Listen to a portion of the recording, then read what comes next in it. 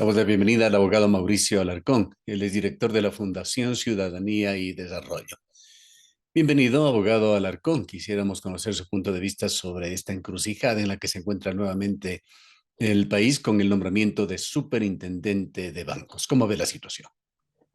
Un gran abrazo a la distancia, Gustavo, y un saludo a nuestra audiencia. Lo que estamos viendo en torno a la superintendencia de bancos es una más de aquellas cuestiones vinculadas a la crisis de institucionalidad que Ecuador viene arrastrando desde hace mucho tiempo.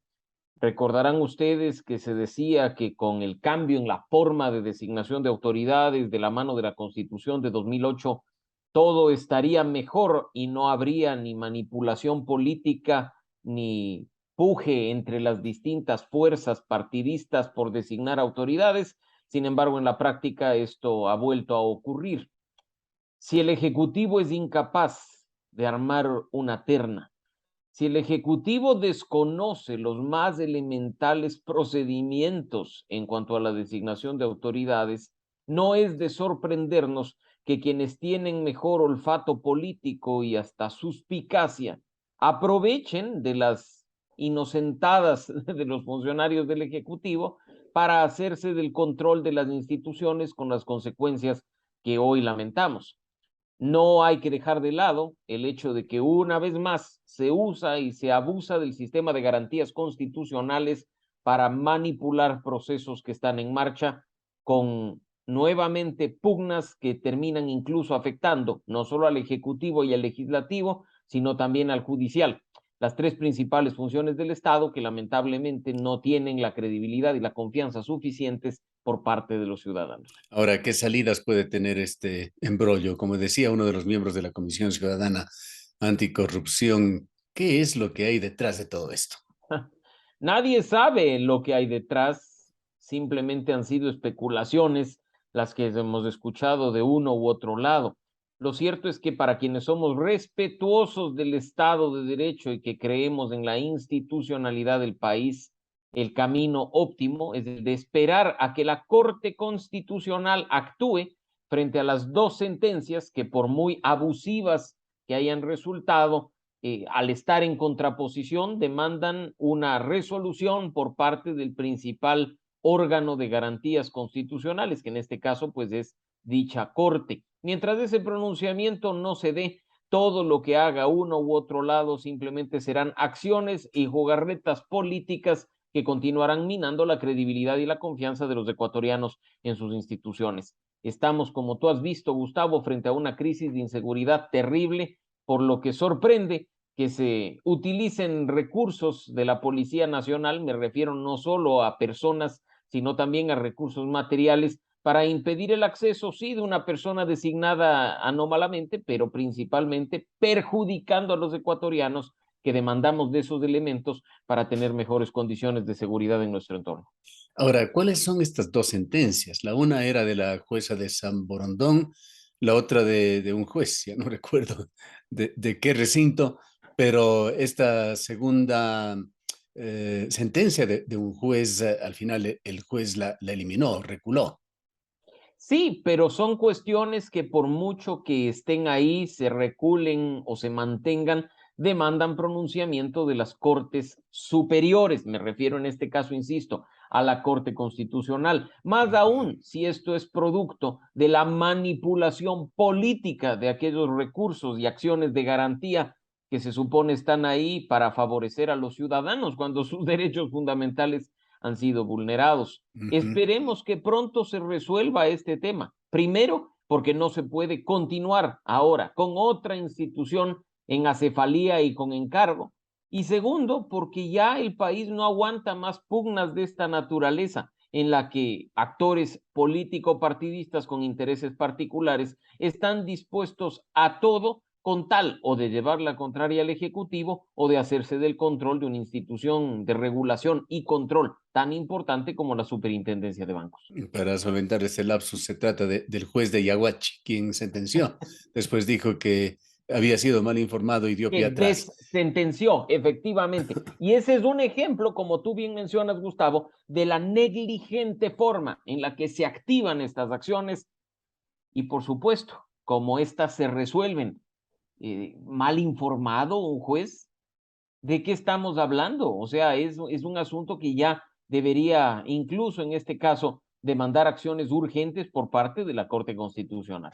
Ahora, ¿cómo juzgar las actuaciones de la Asamblea Nacional, de sus 70 legisladores que posesionan a un superintendente cuestionado por estas decisiones judiciales, al margen de la calificación que merezcan estas decisiones? Pero que quedaba claro, entendemos, para todos los actores de justicia, abogados, etcétera, de que era un tema que se convertía en un tema para ser juzgado, decidido, definido por la función judicial. El poder político tenía que esperar. Y esas son las cuestiones que ya no deben sorprendernos, porque la Asamblea Nacional siempre actuará no en función de los intereses del país y de los ecuatorianos, sino de sus intereses propios. Mira que hemos visto en acción, incluso en un juzgado, a miembros de la Asamblea Nacional, particularmente el asambleísta Álvarez y el asambleísta Almeida, peleando por la designación del superintendente de bancos como si de ellos mismos se tratara lo que sucede. Eso nos deja en evidencia que no estamos frente a un simple proceso de designación de autoridades, frente a un asunto vinculado a los concursos públicos o a los procesos de impugnación ciudadana establecidos en la Constitución, sino que hay algo mucho más poderoso de fondo. ¿Será acaso que a algunos sectores políticos les incomoda que la superintendencia de bancos esté, por ejemplo, desnudando esas captadoras ilegales de recursos que están vinculadas con total seguridad al lavado de activos? Digo, podría ser, ¿no? Yo creo que ahí también debería intervenir la fiscalía para hacer las investigaciones del caso y evitar que nuestro país siga en una crisis como la que está viviendo actualmente. Ahora, esta saga de acciones y contradicciones tendrá que resolverlo finalmente la Corte Constitucional. Y es el camino óptimo, pero que no te sorprenda y no nos sorprenda a los ecuatorianos que la solución venga de otro lado.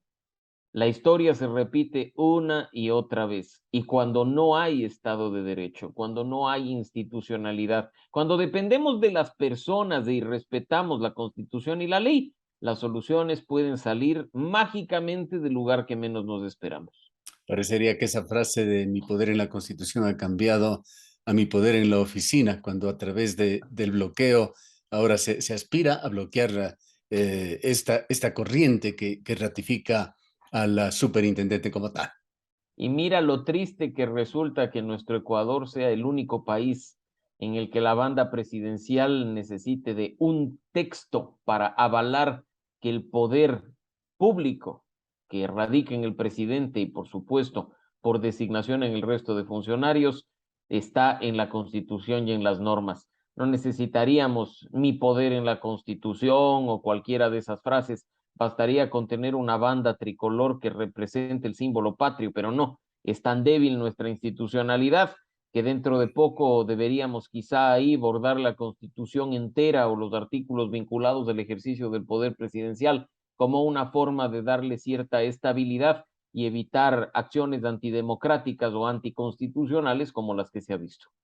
Ahora, ¿cómo este tema de la falta de institucionalidad, de gobernanza, de gobernabilidad, como se lo quiera ver o como se lo deba ver, influye en el país y cómo esta situación podría complicarse más con la situación de salud del presidente de la República? Lamentable, pero es un tema que puede tener cualquier deriva, podría tener una solución simple, ojalá, pero podría también convertirse en un tema complicado de salud del presidente.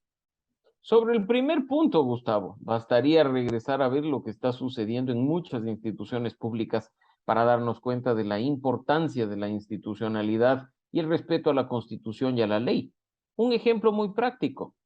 ¿En qué norma dice que nosotros tenemos que esperar 3 meses para obtener un documento de identidad como es el pasaporte? Que tengamos que pasar una odisea para poder renovar nuestra cédula de ciudadanía o nuestra licencia. Si los ecuatorianos pagamos impuestos para sostener el Estado, es para acceder a servicios públicos en óptimas condiciones.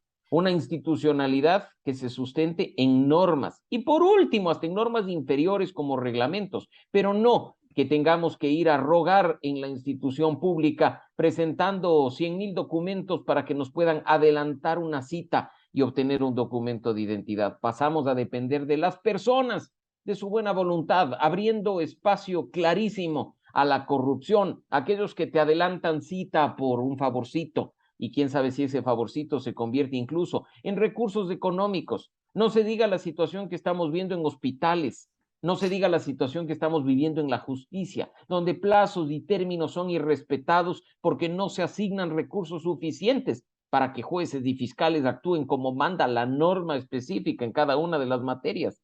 Hemos pasado a depender de las personas, hemos pasado a depender de su criterio, de su subjetividad. Vivimos un estado de hecho, no un estado de derecho. Y esa inestabilidad nos afecta a todos porque no estamos en condiciones de recibir esos bienes y esos servicios que el Estado está obligado a dar por constitución e incluso por responsabilidad en esa reciprocidad frente al pago de impuestos que hacemos todos. Mira las consecuencias lamentables que se ha vivido en el sistema de salud, como muestra nada más de lo que he mencionado. Y sobre el segundo punto, por supuesto, primero, la salud del presidente es un asunto de interés público. Y no lo digo yo, lo dicen incluso los estándares internacionales, en este caso, sobre libertad de información y libertad de prensa. ¿Cómo puede ser posible que la información se obtenga de un chat de periodistas o de un mensaje de WhatsApp y no de un comunicado oficial de la Presidencia de la República? Vuelve a fallar la comunicación frente a un tema muy sensible.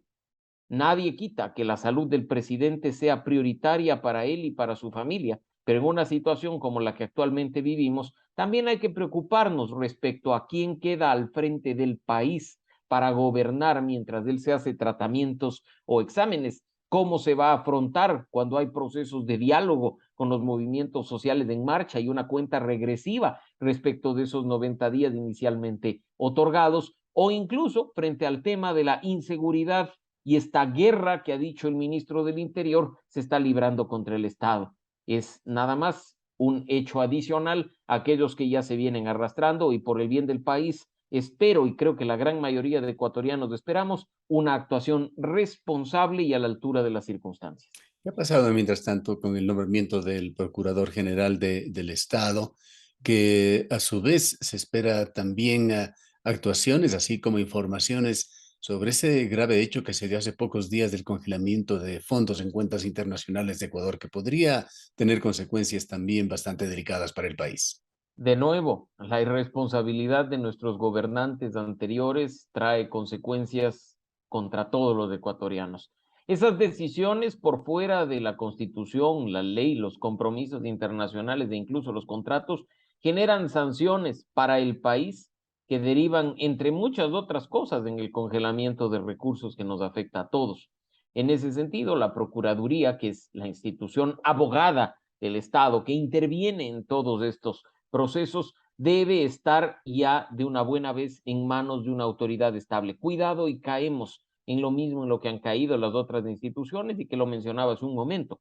El actual procurador está en funciones prorrogadas, según lo que manda la norma, hasta ser legalmente reemplazado. El presidente ya ha enviado una terna al Consejo de Participación Ciudadana y Control Social. Ojalá dicha terna esté bien armada y no se produzca una polémica como la que ya hemos visto. Y ojalá el Consejo de Participación Ciudadana esté a la altura para designar, conforme manda la Constitución, a un nuevo titular de la Procuraduría que haga un trabajo responsable en beneficio de todos los ecuatorianos. El proceso está en marcha. Creo que es nuestro deber hacer vigilancia al proceso y hacer control social, impugnación pública, veduría de aquello que está en marcha para la designación de una autoridad tan importante como esta.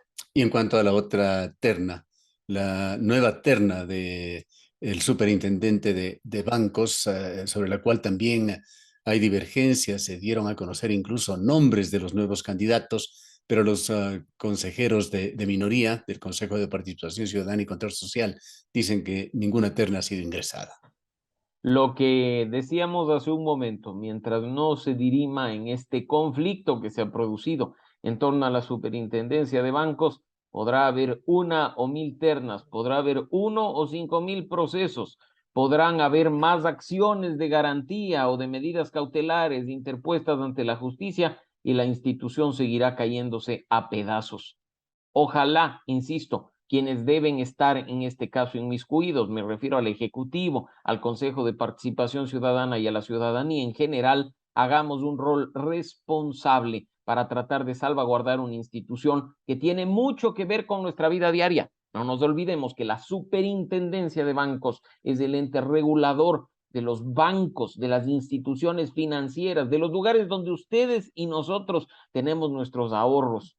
Son los responsables de esos defensores del cliente que están en las instituciones bancarias. Son los responsables de vigilar el accionar de aquellas captadoras ilegales de recursos como las que vimos en acción hace muy poco y que terminaron perjudicando a cientos o quizá miles de ecuatorianos. No es cualquier institución, es una institución clave dentro del país y por lo tanto las acciones tienen que estar a la altura de las circunstancias y con la responsabilidad que un tema tan sensible demanda para los ecuatorianos. Hacemos muy rápidamente revista también sobre lo que está pasando en las mesas que usted ya lo mencionó, la mesa sobre focalización de precio de los combustibles que empezará a actuar nuevamente este miércoles mientras se trata de dar vida a otras 7 mesas que quedaron también con una agenda pendiente por discutir. Sigue corriendo el tiempo. Cuando se levantó la movilización y el paro de las organizaciones sociales de indígenas, se dijo que había 90 días para la atención de estos 10 puntos que se encontraban en disputa. Hasta donde tengo en el radar, uno solo de ellos ha tenido un final. No sé si feliz o satisfactorio, pero un final, el vinculado al tema de los intereses y las deudas que mantienen actores de dichos movimientos con las instituciones financieras públicas y privadas. El resto sigue en el aire. Polémica sobre la mesa de control de precios, polémica sobre el tema de los subsidios. Y lo cierto es que tanto el uno como el otro tema, por no mencionar los que están restantes, no solo demandan la actuación de representantes de las organizaciones sociales e indígenas, sino de otros tantos sectores que han quedado por fuera del proceso de diálogo. Cuidado y después, por la fuerza y por la coacción, otros sectores empiezan a paralizarse, demandando acciones del gobierno o para manifestar su insatisfacción respecto de los acuerdos alcanzados, que en este caso únicamente privilegiarían a uno de los sectores del país. De nuevo, la irresponsabilidad, la falta de planificación, la falta de visión política y de país nos van a terminar pasando factura. Esperemos que no sea tan alta porque evidentemente la pagamos todos. Los 90 días van a quedar cortos sin duda, poniéndonos otra vez en una grave encrucijada. Efectivamente, efectivamente, y ojalá en este sentido quienes lideran los movimientos sociales, las organizaciones indígenas, no actúen en caliente, paralizando una vez que cumplan este plazo de los 90 días al país entero, sino que sepan con sensatez y con sentido común abrir canales para que los temas que están pendientes puedan solucionarse. Gracias, abogado Alarcón, por habernos acompañado. Siempre un gusto, Gustavo, un abrazo para ti y para nuestra audiencia. Muchas gracias. He escuchado al abogado Mauricio Alarcón, él es de la Fundación Ciudadanía y Desarrollo.